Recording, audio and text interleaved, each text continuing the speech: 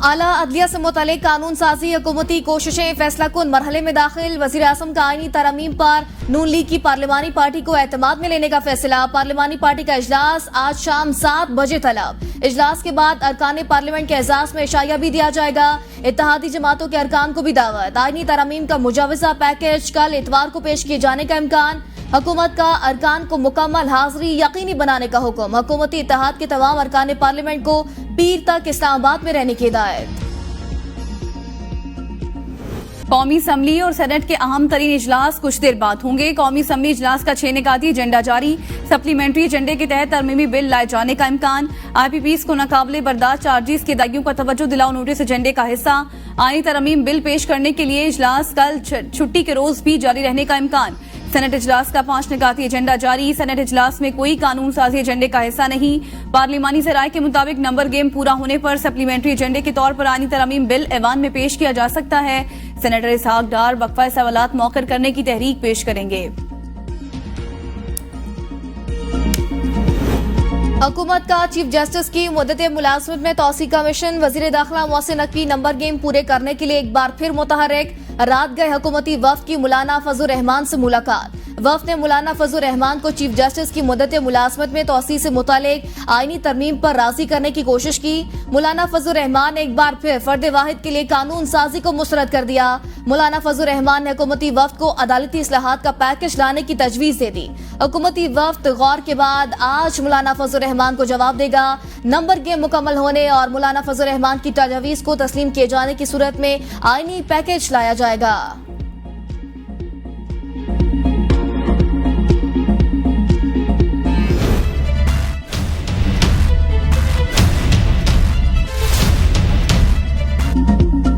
हुकूमत को आईनी तरमीम के लिए 2/3 अक्सरियत दरकार। सेनेट में 2/3 अक्सरियत 63 जबकि कौमी असम्बली 224 अरकान बनती है। कौमी असम्बली के 336 के नशिस्तों के ऐवान में इस वक्त 312 अरकान मौजूद हैं। खवातीन और अकलियतों समेत 23 नशिस्तों पर तनाजा। एक नशिस्त पर जीतने वाले रुकन ने अभी हलफ नहीं उठाया। आईनी तरमीम के लिए हुकूमत को कौमी असम्बली में 224 अरकान की हिमायत दरकार है। हुक्मरान इत्तेहाद के अरकान की तादाद 213 हो गई। मुस्लिम लीग नून के अरकान की तादाद 111, पीपल्स पार्टी 68 और MQM 22 अरकान है। मुस्लिम लीग काफ 5 और इस्तेहकाम पाकिस्तान पार्टी के 4 अरकान हैं। मुस्लिम लीग ज़िया, बलोचिस्तान अवामी पार्टी और नेशनल पार्टी के अरकान की तादाद 1-1 है। ऑपोजिशन के 99 अरकान में से सुन्नी इत्तेहाद कौंसिल के अरकान की तादाद 80 जबकि जमीयत उलमा इस्लाम के 8 अरकान हैं। मजलिस वहदतुल मुस्लिमीन, पश्तूनख्वा मिली अवामी पार्टी और BNP मेंगल के अरकान की तादाद 1-1 है जबकि आजाद अरकान की तादाद 8 है। JUI बिल पर हुकूमत की हिमायत करती है तो हुकूमत को हासिल नंबर्स 221 हो जाएंगे जिसके बाद उसे मजीद 3 अरकान की जरूरत होगी। उधर सेनेट में हुकूमती इत्तेहाद की तादाद 59 है। पीपल्स पार्टी के अरकान की तादाद 24, मुस्लिम लीग नून 19, BAP 5, MQM 3 और ANP के 3 अरकान हैं जबकि मुस्लिम लीग काफ और नेशनल पार्टी के अरकान की तादाद 1-1 है। सेनेट में आजाद अरकान की तादाद 3 है।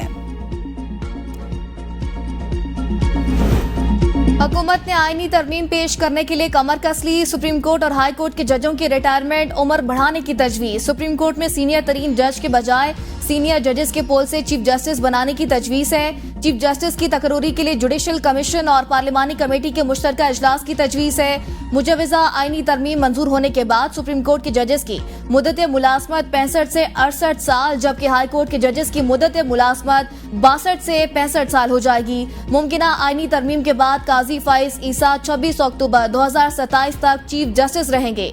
जस्टिस मंसूर अली शाह 27 नवंबर 2030 तक बतौर जज तैनात रहेंगे। जस्टिस मोनी बख्तर 13 दिसंबर 2031, जस्टिस याया अफरीदी 22 जनवरी 2033, जस्टिस अमीनुद्दीन खान 30 नवंबर 2028 तक तैनात रहेंगे। जस्टिस जमाल खान मदोखेल 10 नवंबर 2029, जस्टिस मोहम्मद अली मजहर 4 अक्टूबर 2032। एक पार्टी नहीं चला सकती तो लिहाजा मिल के काम करना ज़रूरी है। मैं गवर्नर राज के हक में नहीं हूँ तो ये तो उस वक्त के तकाज़ों के मुताबिक होगा कि क्या डिसीजंस होते हैं।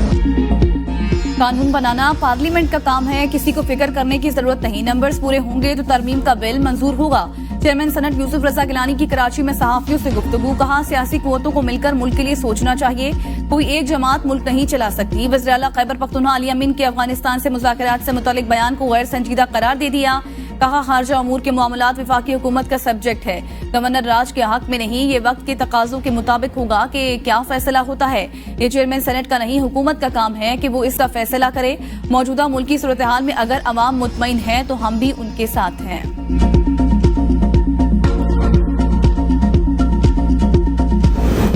आईनी तरमीम मखसूस मकासद के लिए है जो हरगिज कबूल नहीं। साबिक वफाकी वजीर फवाद चौधरी की मीडिया से गुफ्तगू, कहा अदलिया को फतह करने का प्लान बनाया जा रहा है। चीफ जस्टिस काजी फाइज ईसा को इससे डबल एक्सटेंशन मिल जाएगी। ये सब फॉर्म 47 वाली हुकूमत को बचाने के लिए किया जा रहा है। लोगों को अगवा करके नंबर गेम पूरी की जा रही है। खैबर पख्तूनख्वा में गवर्नर राज का सोचना भी नहीं चाहिए। अगर गवर्नर राज लगाया तो मामला हाथ से निकल जाएगा। पूरी पार्लियामेंट जाली है। 18 सीटों के साथ वजीर आजम बैठे हैं। सबने जाना होता है कितना अरसा बंदा इक्तिदार में रहता है। हुकूमत ने दहशतगर्दी के मसले को गैर संजीदा अंदाज में लिया। सियासी दर्जा हरारत कम करना सबकी जिम्मेदारी है। मौजूदा हालात में आईनी तरमीमी बिल मुल्क के लिए खतरनाक होगा। अमीर जमात इस्लामी हाफिज नईमुर रहमान का हुकूमत को आईनी तरमीम बिल पर छेड़छाड़ न करने का मशवरा। लाहौर में मीडिया से गुफ्तगू में कहा कि हुकूमत को अदालती मामला छेड़ना ही नहीं चाहिए। हुकूमत चाहती है कि सुप्रीम कोर्ट में मर्जी के जजेस लगाए। उम्मीद करता हूं चीफ जस्टिस एक्सटेंशन में अदम दिलचस्पी का इजहार करेंगे। ऐसी आईनी तरमीम हो भी गई तो इसकी क्या हैसियत होगी। पहले तो सुप्रीम कोर्ट और हुकूमत के मामलात के हवाले से बात करते हुए भी झिझक होती थी, अब खुलम खुला इस पर बात होती है। जब इस हद तक बात आगे चली जाए तो मुल्क के अदालती निजाम पर किसका एतबार रहेगा। सलमान अकरम राजा के बयान पर नोटिस देने का मुतालबा करता हूं। हुकूमत मर्जी की तरमीम के लिए हथकंडे इस्तेमाल कर रही है। अल यमीन और अफगान काउंसिल जनरल की मुलाकात पर वुज़रा की तनकीद मजाक का खेस है। मुशीर इत्तलात खैबर पख्तूनख्वा बैरिस्टर सैफ का बयान, कहा 18वीं तरमीम के बाद वज़ीर आला गैर मुल्की दौरे और मुआहदे भी कर सकते हैं। तनकीद करने वाले ये बताए मरियम नवाज ने बतौर वज़ीर आला कितने सुफरा से मुलाकातें की। वज़ीर आला ने गैर मुल्की सुफरा और काउंसिल जनरल से मुलाकातें की और आइंदा भी करेंगे। हम अफगानिस्तान के साथ बेहतर समाजी और तिजारती रवाबित को फरोग देना चाहते हैं। अफगान काउंसिल जनरल से इलाकाई अमन और बाहमी तिजारत पर बात हुई है। वज़ीर आज़म शहबाज शरीफ ने कहा है कि मुल्क में बिजली से चलने वाली गाड़ियों के फरोग के लिए हुकूमत तरजीही इकदाम उठा रही है। बिजली से चलने वाली गाड़ियों से न सिर्फ पेट्रोल और डीजल की दरामद की मद में ज़र मुबादला की बचत होगी। वज़ीर आज़म की ज़ेर सदारत इलेक्ट्रिक व्हीकल्स के इस्तेमाल के हवाले से इजलास में वज़ीर आज़म ने इलेक्ट्रिक व्हीकल्स के हवाले से एक जामे फाइनेंशियल मॉडल पेश करने की हिदायत की है। वज़ीर आज़म ने वफाकी वज़ारत खजाना और स्टेट बैंक से मुशावरत की हिदायत करते हुए कहा कि ई व्हीकल्स पॉलिसी इस साल नवंबर तक मुकम्मल की जाए। लैपटॉप स्कीम की तर्ज पर सरकारी स्कूलों की अच्छी कारकर्दगी दिखाने वाले तलबा में ई मोटर बाइक तकसीम की जाएगी। आइंदा तमाम वफाकी सरकारी इदारों में सिर्फ इलेक्ट्रिक मोटर बाइक्स की खरीदारी की जाएगी। इस हवाले से तमाम वफाकी वजारतों को हिदायत जारी करने के अहकाम दिए गए।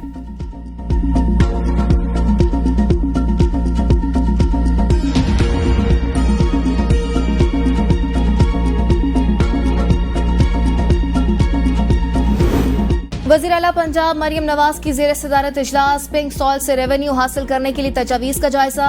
वज़ीर आला ने पिंक सॉल्ट की एक्सपोर्ट पर पेशरफ्त के लिए जामे प्लान तलब कर लिया। वज़ीर आला की कारकुन वर्कर्स की सेफ्टी यकीनी बनाने की हिदायत। पंजाब में मादनियात के हसूल के लिए जदीद टेक्नोलॉजी के इस्तेमाल की तजावीज़ पर गौर।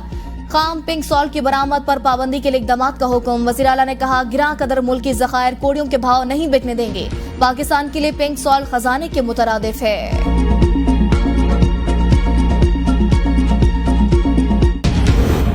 पीटीआई की गिरफ्तार अरकान का केस, जज की शेर अफजल मरवा, शेब वकास और अहमद चट्टा की दरख्वास्त सुनने से माजा। शेब शाहीन की थाना संगजानी में दरख्वास्त जमानत मंजूर। समात इंसदादी दहशतगर्दी अदालत में हुई। जज ताहिर अब्बास सिप्रा ने रिमार्क्स में कहा कि मैं ड्यूटी जज हूँ, बेहतर है कि जज साहब खुद सुन ले। मुल्जिमान वैसे भी जेल में तो है नहीं, शेब शाहीन की हद तक मैं फैसला कर दूंगा। 9 मई केसेस में जेआईटी के सरबराह तलब इंसदादी दहशतगर्दी अदालत लाहौर के जज अरशद जावेद ने रिमार्क्स दिए कि हम तमाम मुल्जिमान की अबूरी जमानतों पर इकट्ठी समाअत करेंगे। अगर इन केसेस में जेआईटी तश्कील दी गई है तो इसका हेड क्यों पेश नहीं होता। फवाद चौधरी बोले मेरा 7 मई की मुबैना साजिश वाली मीटिंग से कोई ताल्लुक नहीं। मैंने ट्वीट किए थे कि अगर अदालती फैसलों पर अमल दरामद ना हुआ तो मुल्क के लिए बेहतर नहीं। ऑडियो लीक केस में अली अमीन गंडापुर की हाजिरी से इस्तिस्ना की दरख्वास्त मंजूर। वज़ीर आला खैबर पख्तूनख्वा के खिलाफ ऑडियो लीक केस की समाअत एडिशनल एंड सेशन जज इस्लामाबाद ने की। अली अमीन गंडापुर के वकील राजा ज़हूरुल हसन एडवोकेट अदालत पेश हुए। अदालत ने ऑडियो लीक केस की समाअत 21 सितंबर तक के लिए मुलतवी कर दी।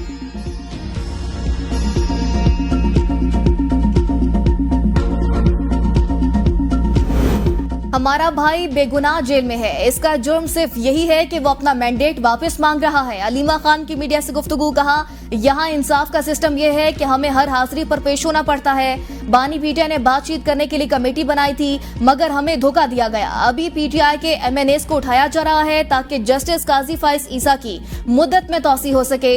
हमारा फोकस ये है कि जिनके लोग जेल में हैं उन्हें मुलाकात के लिए सहूलत दी जाए। विफाकी पुलिस एहलकार को अफसर की शाही सवारी की तलाशी लेना महंगा पड़ गया। पुलिस एहलकार ने रावलपिंडी में तैनात एसपी रावल फैसल सलीम की गाड़ी को रोका था। गाड़ी रुकने पर फैसल सलीम ने विफाकी पुलिस एहलकार के साथ हाथापाई भी की। पुलिस अफसर ने एहलकार को मुबैना तौर पर गालम गलोच की और थप्पड़ भी रसीद किया। विफाकी पुलिस एहलकार ने मामले पर सीनियर अफसरान को आगाह कर दिया।